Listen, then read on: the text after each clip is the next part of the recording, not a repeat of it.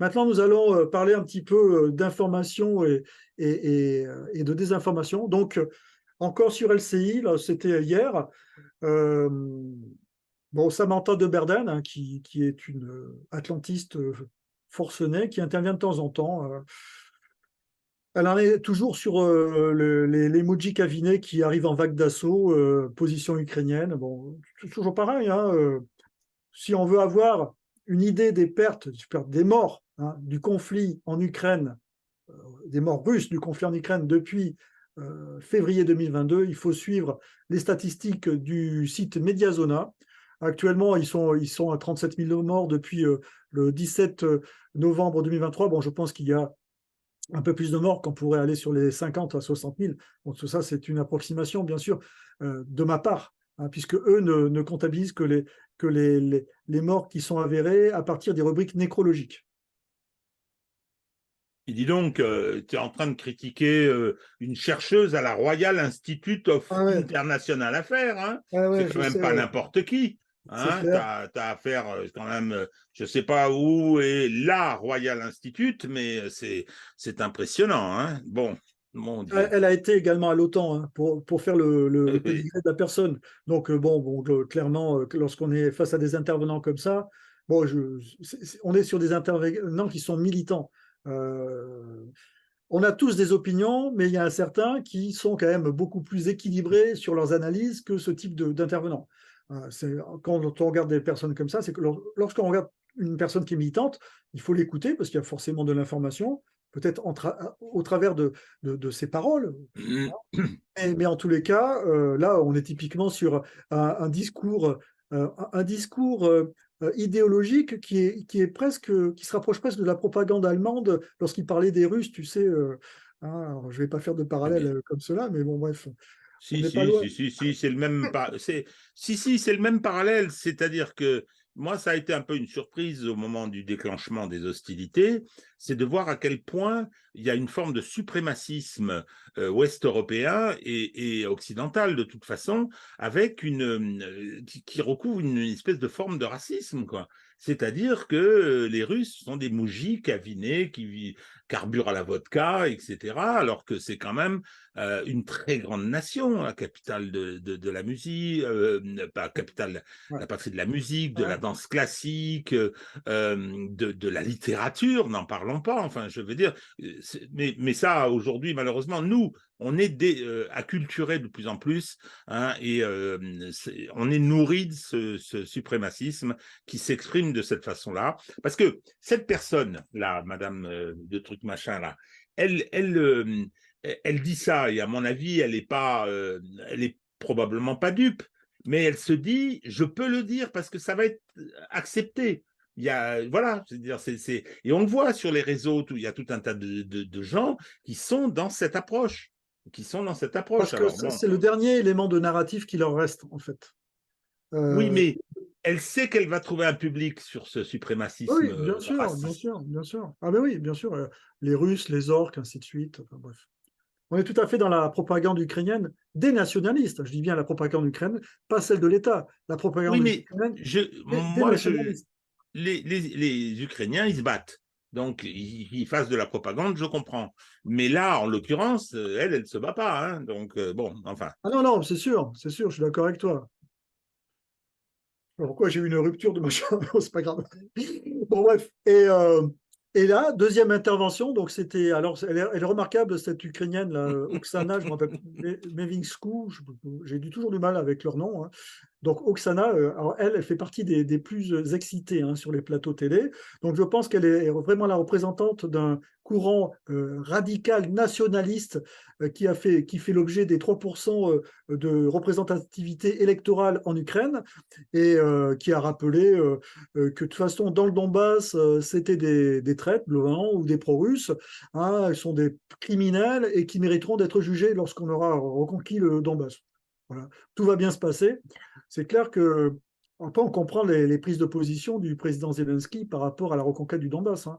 Mais Mon avec Dieu, des excités comme ça. Alors, le problème du président Zelensky, c'est qu'il est entouré d'ultranationalistes comme ça. Hein, c'est ces Elle est, ultranationalistes qui l'ont obligé à changer de discours par rapport à son élection de 2019, où je rappelle, il avait été élu sur un ouais. programme de paix avec les républiques séparatistes, et bien élu à 73%. Hein, donc la pression des ultranationalistes au sein de l'appareil d'État ukrainien, qui ne sont pas représentatifs sur le plan électoral, mais qui sont partout où cela compte, et notamment dans les dispositifs de sécurité de l'État ukrainien.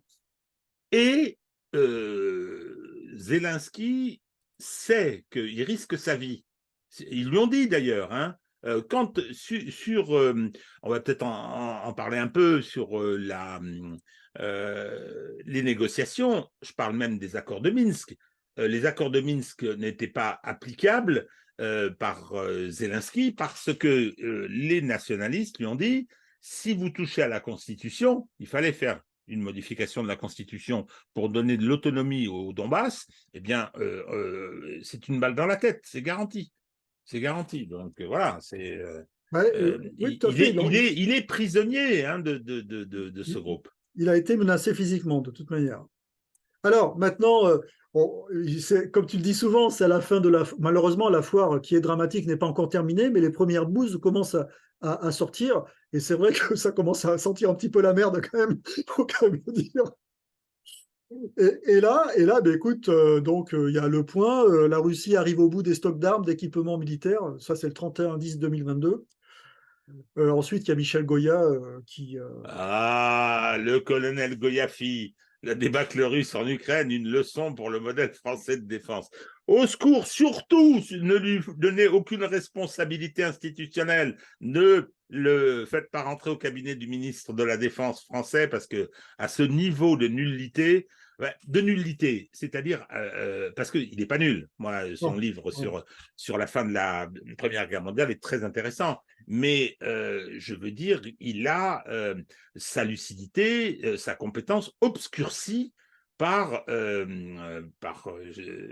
veux dire, le fait qu'il soit devenu militant. Alors, il est devenu Oui, c'est militant, et ça. là, je vais être sévère, il est devenu militant pour des raisons matérielles, parce qu'il aspirait à la reconnaissance, parce qu'il a été payé pour ça.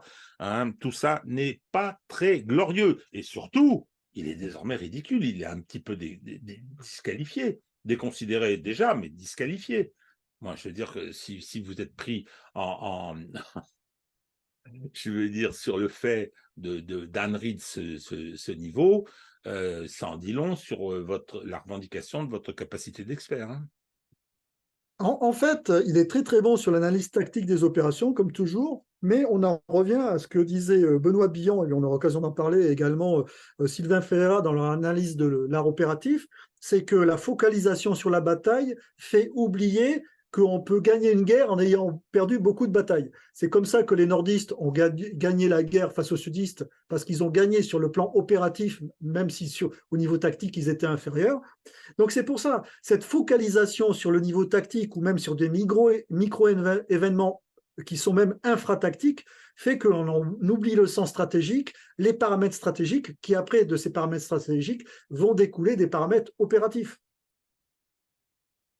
Alors, c'est pas seulement, c'est là où je te suis pas complètement, c'est pas seulement effectivement une vision hein, et des formes d'analyse qui sont critiquables, mais c'est aussi un engagement directement politique. Il a été celui qui relayait la propagande pro-russe du système médiatique français et il l'a revendiqué. Et sa grande joie, c'était d'être reconnu par Libération, par l'Obs et d'avoir son rond de serviette chez LCI. C'est ça qui est... Et d'être invité par l'Institut Aspen. Alors là, c'était vraiment la consécration. Hein. Si l'hégémon, qu'il n'avait pas manqué de critiquer dans des phases antérieures, si l'hégémon le reconnaissait et la pointait, ça, c'était magnifique. Alors, toujours maintenant, alors, on va commencer par être dans des sujets qui sont un petit peu risibles. Donc, c'est les bains de sang de bois de cerf de Poutine.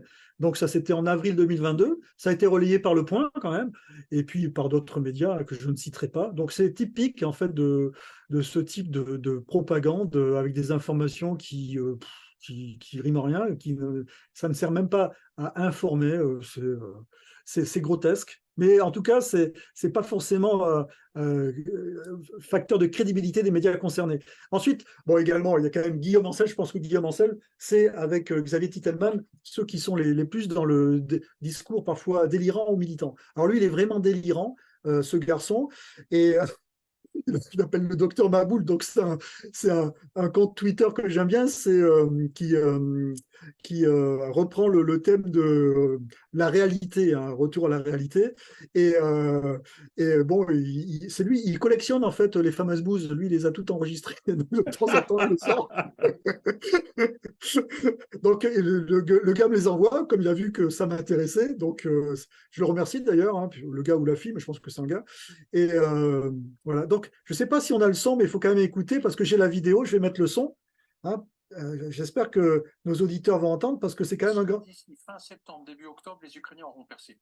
Moi, j'ai le sentiment, mais ça n'est qu'un sentiment d'un vieux soldat, que actuellement, ils sont en train de percer une brèche dans le sud du front, dans la région de Zaporizhzhia. Pourquoi? Parce qu'ils envoient des réserves que jusqu'ici, ils avaient gardées précieusement de côté. On sait qu'ils ont très peu engagé les unités les mieux équipées, celles équipées de chars Léopard 2. On sait qu'ils les gardaient en réserve. Ils les gardent en réserve. Et là, ils commencent à les engager parce qu'ils sentent que Robotine a toute son importance, pas à cause du village qui est inexistant, parce que Robotine, c'est le cœur de la digue que les Russes ont érigée pour se protéger de l'invasion, de l'offensive ukrainienne. Et donc, si la digue cède à cet endroit, là, on a la possibilité de submerger le dispositif russe, ou comme le disait Antoine, si c'est trop tard, ben en fait, ils rentreront, mais ils s'épuiseront sans pouvoir déstabiliser le système russe. Par contre, je voudrais juste terminer avec ça. Je pense que les Russes ont fait une erreur stratégique. Ils ont énormément mobilisé de moyens pour faire cette digue, mais elle est trop longue. En fait, c'est une ligne Maginot. Et ils sont en train de découvrir qu'ils ont reconstruit une ligne Maginot de 1000 km dans laquelle ils ont immobilisé troupes d'unités. Aujourd'hui, ils sont en difficulté parce qu'ils n'arrivent pas à trouver de troupes disponibles pour contrer l'offensive ukrainienne à 3 ou 4 endroits précis. Et c'est ça qui les met en fragilité. Et tout va jouer dans les semaines qui viennent. Est-ce que les Ukrainiens percent cette brèche? Et c'est un retour. Voilà. Ce que disent... Donc, j'arrête là. Non, mais non, mais bien sûr, non, mais c'est prodigieux. Alors, je fais une remarque là, à ce stade, c'est que dès ce moment-là, moi je l'avais vu à l'époque, cette vidéo, elle se baladait sur les réseaux. Ouais, c'est 29 hein, août, 29 août quand même. Hein. Et on en avait parlé, Hervé, on en avait parlé, et on savait dès ce moment-là que c'était n'importe quoi.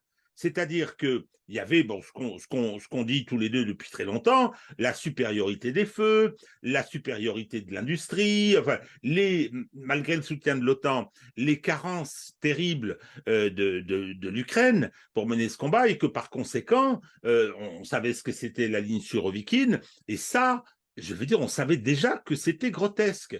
Alors aujourd'hui, c'est cruel aujourd'hui, mais comment pouvait-il dire des choses pareilles avec naturellement Pierre Aski en face, puis je ne sais plus comment s'appelle la journaliste. Alors elle, qui est une militante hystérique, russophobe, mais ils écoutent ça comme ça et ils prennent ça pour argent comptant en hochant la tête.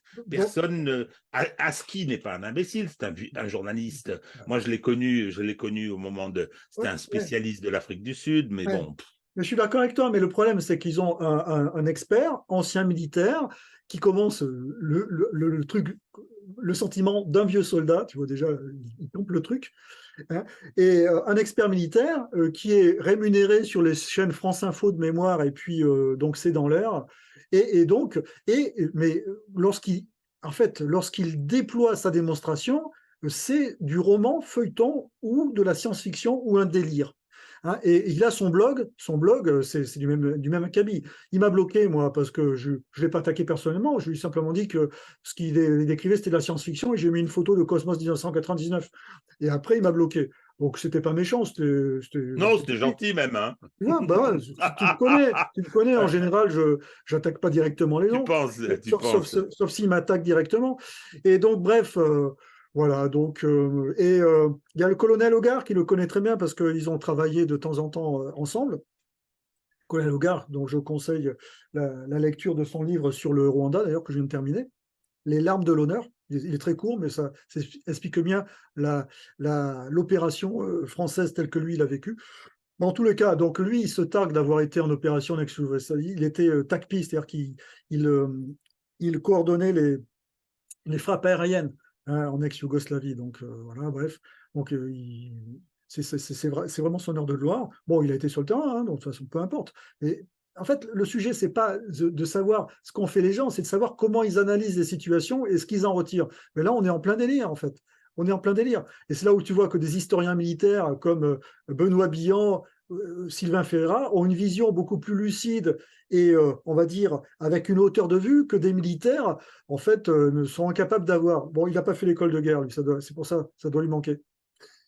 Alors, j'ajoute une chose un petit peu étrange concernant ce personnage. Bon, moi, j'ai une aversion du fait des positions qu'il a prises et comment il a tiré dans le dos de l'armée française à propos du Rwanda. Bon, ça, c'est pour moi, c'est impardonnable. Mais là, actuellement, il y a ce qui se passe au Proche-Orient. Et sur le Proche-Orient, il est beaucoup plus lucide. Et d'ailleurs, il a été en face de l'ambassadeur, il a mis l'ambassadeur d'Israël en difficulté.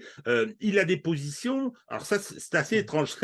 C'est Ouais. un peu comme Quatremer. Jean Oui, Quatremer, l'européiste, etc., ouais. et qui est venu parler de la Cisjordanie en termes assez brutaux d'ailleurs. C'est pareil pour Ouais.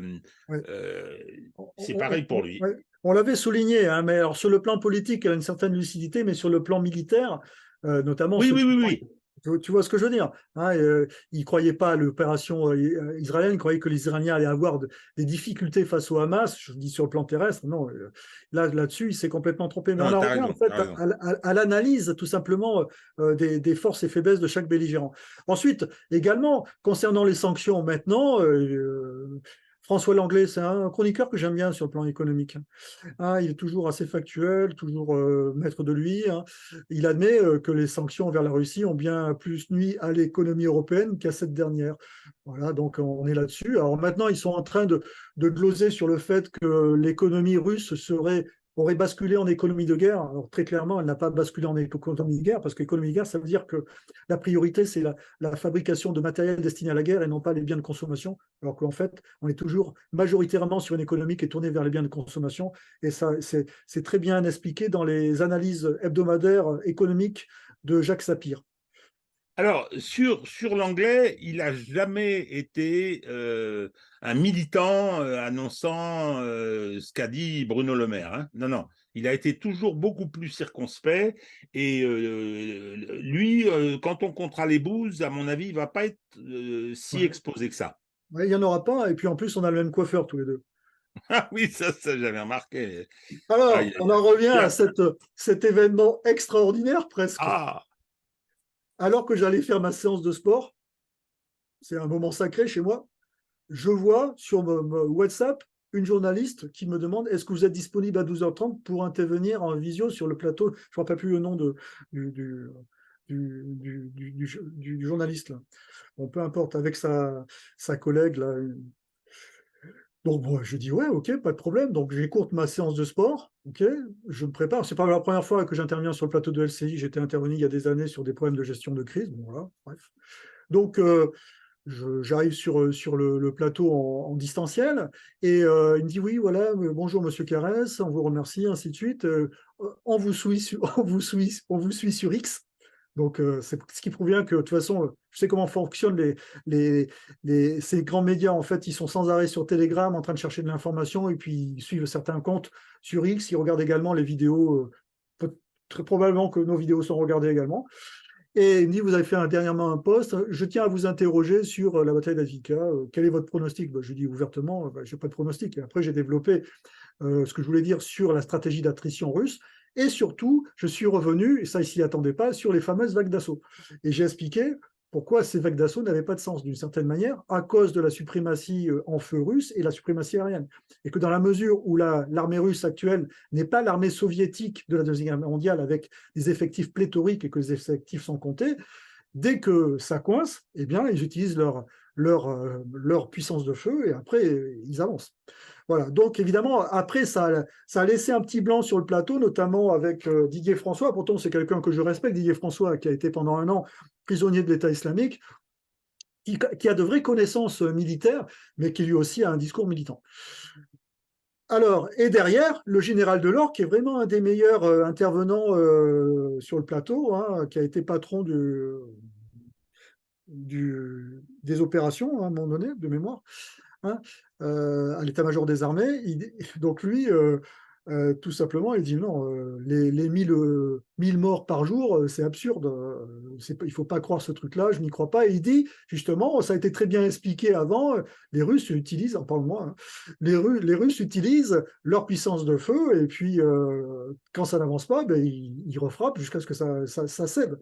Donc c'était quand même assez intéressant, hein, comme ça lui a permis de rebondir, en fait, si tu veux, dessus. Tu comprends ce que je veux te dire, Oui, hein. oui, très bien. Alors après, je suis intervenu à d'autres moments, mais bon, sur d'autres sujets, hein. Mais c'est vrai que le plateau, il y avait Arlette Chabot, Didier François, ils ont été déstabilisés. Et comme j'arrivais comme ça, parce que je pense que Didier François l'a vu, parfois je réponds à ses tweets. Donc il a vu, il s'est dit, diable, le diable rentre sur le plateau. Voilà. Et alors, ce qui est un peu intéressant également, c'est quand une armée elle a autant de pertes, à un moment donné, elle ne peut plus tenir l'offensive. Donc forcément, il va y avoir une pause opérationnelle, soit pour qu'il y ait une relève, pour qu'il y ait un changement de plan d'opération.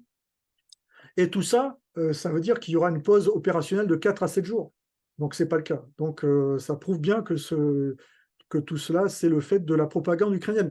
Mais le problème de LCI, c'est qu'ils restent en fait plugués sur la propagande ukrainienne et qu'ils ont du mal à en sortir. Ils considèrent qu'ils disent la vérité. Or, les Russes mentent forcément. En fait, les deux habillent une vérité de manière à ce que ça les arrange. Alors, je vais terminer donc par ces deux vidéos que je conseille à tout le monde de regarder sur l'art opératif. D'abord, Benoît Billan qui parle de son livre La guerre, penser et la faire. Moi, je n'ai pas encore terminé, je suis en train de le terminer en format numérique. Il y a un livre d'entretien avec Jean Lopez sur l'art opératif, hein, qui est un livre intéressant. Alors même si parfois on est quand même sur des débats presque sibyllins de sexe des anges, hein, parce qu'on est sur quand même, oui, on est presque sur des considérations parfois philosophiques, un peu comme dans de la guerre de Clausewitz, mais c'est un livre qui est très intéressant. En tout cas, c'est un des spécialistes de l'art opératif avec Laurent Henninger. Henninger, ça, ouais. Henninger, moi je prononce Henninger, comme ça. voilà, qui est d'ailleurs le maître d'une certaine manière de Benoît Billan là-dessus. Et également la vidéo de Sylvain Ferreira là-dessus, hein, qui est aussi également très intéressante, hein, les deux se complètent. Bon, Sylvain Ferreira n'a pas écrit spécifiquement sur l'art opératif russe, mais a écrit sur la campagne de Grant pendant En la guerre de Virginie. sécession. Comment? La campagne de Grant en Virginie. Voilà, en Virginie, c'est vrai que Grant, C'est le titre du bouquin. Hein. oui, c'est ça, la campagne de Grant en Virginie. Et c'est vrai que la guerre de sécession, lorsqu'on s'intéresse, moi c'est une guerre qui m'intéresse beaucoup, aux opérations sudistes et aux opérations nordistes, les sudistes sont supérieurs tactiquement, mais sont inférieurs sur le plan opératif et sur le plan stratégique. Et in fine, comme toujours, c'est le plan stratégique et le plan opératif qui va vaincre de l'excellence tactique. Et c'est ce qui se passe. Et c'est un cas typique de Grant, hein, qui a été d'ailleurs appelé parfois le boucher par ses troupes. Hein, il faisait assez peu de cas des pertes, mais en tous les cas, c'est lui qui a conduit la stratégie de l'Union et ses plans opératifs de manière à affaiblir et amener l'État confédéré dans une situation où il ne pouvait plus que capituler. Voilà, donc j'en ai terminé. Alors, je voudrais faire une petite observation, effectivement, à la fin de cet entretien, à propos de ce qu'on nous a dit et ce que l'on a pu constater, c'est la réalité de la négociation initiale menée entre les Ukrainiens et les Russes en février et mars 2022. Là, cette fois-ci, ce sont, y compris des participants à la négociation, qui l'ont confirmé. Avant, c'était Naftali Bennett. Là, l'ancien Premier ministre israélien qui avait été concerné. Et là, maintenant, c'est reconnu par Arestovitch, c'est reconnu par un des négociateurs dont je ne me rappelle plus le nom. Oui. Et donc, effectivement, le document était paraphé. Il était paraphé et c'est le moment choisi par Boris Johnson, et ça, c'est dit par les Ukrainiens, c'est Boris Johnson qui a débarqué, qui a utilisé Boutcha. C'est là où on se pose des tas de questions concernant la possibilité d'un false flag sur Boutcha, hein, parce que ça a été monté en épingle et ça a été une des justifications du refus de cette négociation. Si l'accord avait été appliqué, bien évidemment, cette guerre sous la forme qu'elle a prise après, c'est-à-dire Russie contre OTAN, ne serait pas déroulée, et je pense que ça aurait été beaucoup mieux pour les pauvres Ukrainiens. Pourquoi je parle de ça? Je parle de ça parce qu'il faut relire ce qui s'est passé à la lumière de cet événement extrêmement important. Les Russes, initialement, ont fait une opération militaire spéciale. Ils sont arrivés avec une main dans le dos, en sous-effectif, etc. C'est comme l'évacuation de Kiev, des environs de Kiev et d'autres mesures qui ont été prises et qui relevaient de l'application de cet accord. Et puis, ce qui s'est passé par la suite, bien évidemment, une fois les Occidentaux intervenus par l'intermédiaire de Boris Johnson, la guerre a repris et changé complètement de nature, hein, ce qui explique pourquoi il y a eu l'annexion des régions par la Russie, il y a eu la mobilisation, etc. Bien. Et puis, la guerre telle qu'elle se déroule jusqu'à présent. Ce que je voudrais dire, et là c'est le juriste de nouveau qui reprend la parole, c'est que ce que subissent les Ukrainiens est une horrible tragédie. On raconte 500 000 morts, je ne sais pas si c'est 400, 450 000. C'est un pays détruit. C'est un pays détruit, vidé d'une partie de ses habitants, qui subit véritablement un martyre quelque part. Bon, personne ne peut se réjouir de ça. Personne ne peut se réjouir de ça. Et moi, le premier, je considère qu'au départ, c'est l'Occident, et en particulier les Américains, les néoconservateurs américains, qui ont poussé à cet affrontement, qui voulaient cette guerre. Hein, depuis 2014, ils l'avaient enclenché, et bien depuis le coup d'État Maïdan. Ce que je veux dire, c'est que, et là, je commence par Boris Johnson, certains disent c'est lui qu'on jette sous le bus, hein, ça va être le bouc émissaire, parce qu'il y aura des conséquences juridiques et judiciaires. Les Russes se préparent, faut pas se tromper, hein, il y aura un tribunal pour l'Ukraine. Il y aura un tribunal, peut-être même plusieurs. Hein. La pauvre CPI, à mon avis, avec ce qui se passe au Proche-Orient, je vois mal comment elle pourrait s'en relever. Bien. Donc, les gens, et ça, le droit international est très clair, les gens qui ont poussé, qui ont provoqué la guerre, qui ont essayé de la nourrir, et là, je pense à tous ces experts de plateau, tous ces va-t-en-guerre, tous ces excités, je pense bien évidemment à BHL, hein, tout cela sont considérés comme des criminels. Sont considérés comme des criminels. Alors, il faut établir un certain nombre de choses, les conséquences que ça a. Hein, mais donc, première observation, une forme de solidarité avec le peuple ukrainien dans ce qu'il a subi. Deuxièmement, la responsabilité écrasante de certains d'avoir poussé ce pays pour cette guerre par proxy et qui ont engagé leurs responsabilités. Je rappelle toujours qu'à Nuremberg, Julius Streicher, qui n'avait jamais porté une arme, hein, qui était le rédacteur en chef du journal du parti nazi, le Völkischer Beobachter, je crois que c'est comme ça que ça se prononce, eh ben, il a été pendu comme les autres. Ce n'est pas la première fois que je le dis. Hein. Donc, voilà. À propos de la guerre, mon cher Hervé, ça c'est une petite référence à quelqu'un que j'aimais beaucoup. Je pense à Sean McGowan, qui était le chanteur des Pogues et qui a chanté une version extraordinaire de Waltzing Matilda, qui est une chanson sur l'intervention australienne dans la Première Guerre mondiale, qui est une pure splendeur. Et hier, j'ai vu une vidéo où, pendant un concert, il était un peu abîmé, hein. Donc, Sean McGowan montant sur scène pendant que un groupe jouait cette chanson, et pour venir, il dansait une valse avec sa sœur. Donc, à mémoire, je pense à cette chanson et à la façon magnifique qu'il avait eu de l'interpréter. Elle est bouleversante, hein, sur la guerre. Donc, j'ai